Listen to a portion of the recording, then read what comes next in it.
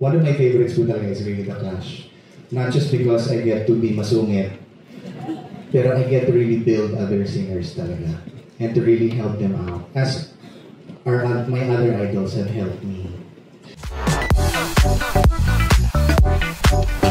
So first of all, again, I would like to thank our Jimmy bosses, Mr. Duabit. Again, thank you so much. Ma'am Cheryl, thank you. Sir Yalo, thank you. And my beautiful wife, thank you.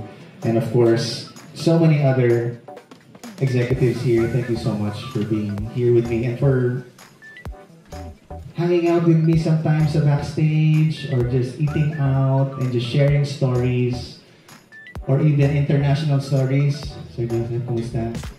And thank you for being friends and family as well. I am deeply, deeply grateful. Maraming salamat po sa pagtiwala and the belief that you've given me through the years.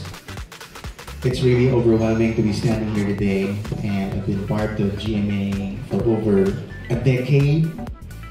The last renewal po that I did was during the pandemic over Zoom.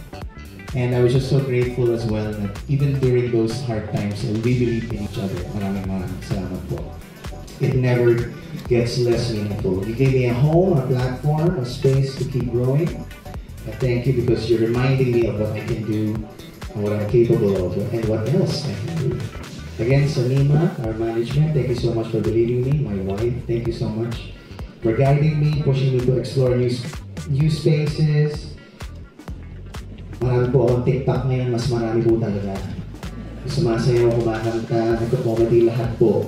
Kailangan gawin natin yan to reach this new generation.